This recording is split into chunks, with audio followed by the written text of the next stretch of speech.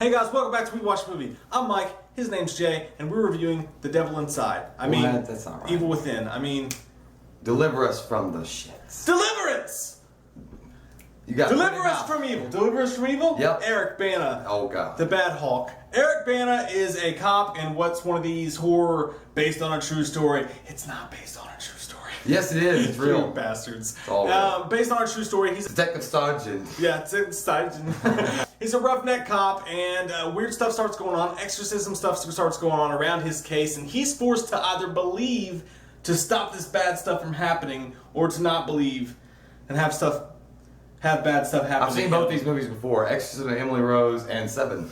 Yeah, exactly. They're real. What it is. It's not that. Here's the thing: when you saw the previews for this, it was like the way that they played it up, and you heard some word of mouth. It was like, "Oh, this is going to be a movie that's actually scary. People are talking about it." And then you watch it, and you're like, "No, it's not." You're like, deliver us from this shit movie. Yeah, that's pretty much. Yeah, how you it's feel. not like there's nothing in it that's really overly like new or aggressive as far as the horror aspect goes. It's really like a lot of jump scares that they try to do. It's like it's boring. There's a lot of it that's just fucking boring. Nothing's really going on. So they put these little jump scares in it. Like, hey, look, something's happening, and you're like, no. But there's like 2 out of 6 jump scares that are even good. And not even that, but the jump scares aren't fun jump scares. They're just like it's a painful jump scare because they do this like ear-splitting music that comes to it. It's like, and it's like that. I don't even, that doesn't even do it justice. But it's just like you're just like, ow, that just hurt. It didn't even scare me. It just hurt my ears. Hurt it. But yeah, but the cop stuff in it, pretty good. Yeah. It's got some good cop stuff. Like Eric Bana's a badass. I really like him in this movie. And Joel McHale from Community and Soup.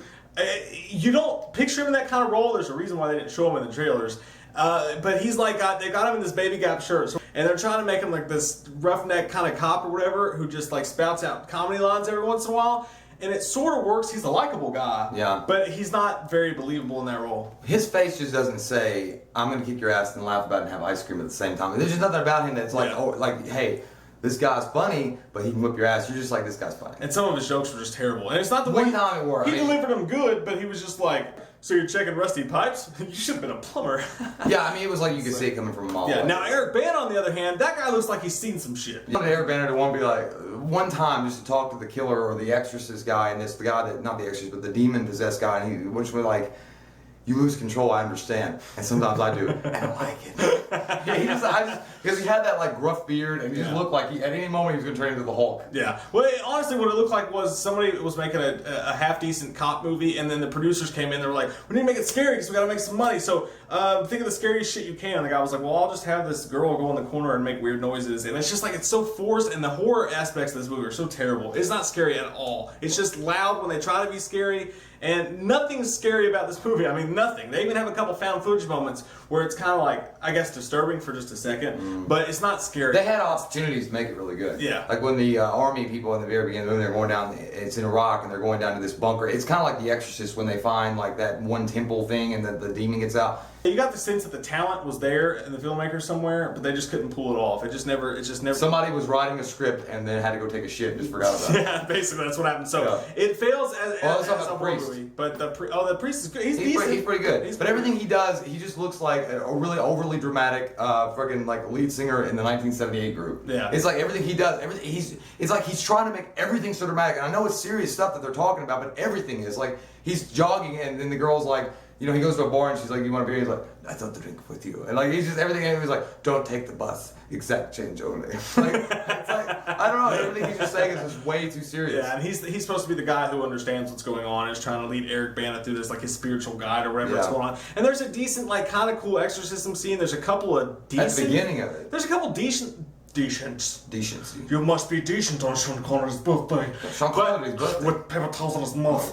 There's some decent visuals, but they don't know how to build it up. They have no idea what suspense is in this movie. It's just like scary stuff. And it's just not good. It's not entertaining. It's a half decent cop thriller that wants to be 7 and looks like 7 as far as like it doesn't look as good as the cinematography from 7, but they're in the same dirty hotel. Yeah. Like that's kind of how you feel. It's always like you gotta have suspense and you gotta have thriller, and like you know the director was probably like, these words mean nothing. And he's like, I know what to do. And he's like, let's just throw in this dark, gritty atmosphere and make it a cool cop story. If it was just a cop story, it'd been pretty good. I mean, without the supernatural stuff. But we're gonna put that supernatural stuff. We're gonna take a shit on that, and we're gonna have it all there. And then that's it. It literally is a stamp. Go ahead down the assembly line press.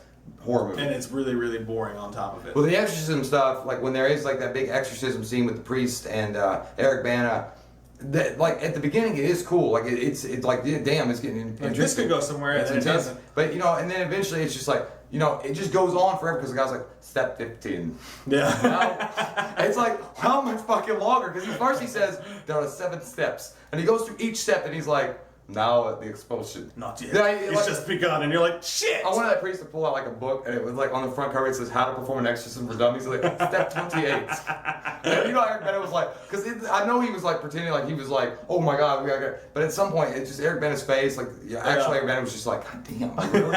He's like, restrain him, and he's I like, can only be dark and brooding for so long. yeah, the guy keeps getting up. He's like, restrain him. He's like, I've been fucking restraining him nonstop. Like, you're not a good priest. You suck. I give it a 4.0. To me, it's generic. There's nothing good about it except for Eric Bana's like gruff cop personality is all right to look at. And we're back to boring darkness. I give it a 5. I liked Eric Bana a lot. I think he carried the movie pretty much by himself, and I think the priest was good, and I think the actors were decent around him, but they just didn't have enough to go on with the script because the script was bland. I mean, there was really nothing about it that made any sense as far as like why it would be a great horror movie. Like they just wanted to make something that made a quick dollar in the theater, and they got it. And they even showed the advertisement for like the people in the night vision cameras like and jumping and stuff. They just put in a bunch of fucking jump scares. There's literally like 6 or 7 cheap thrills in it. That's it. I mean, other than that, if it had just been a cop movie with him and the guy from the Community, I guess, and the Soup, and maybe not the priest, but those 2 guys, I would be like, it's a pretty good movie. Yeah. What's your favorite exorcism movie of the past 10 years?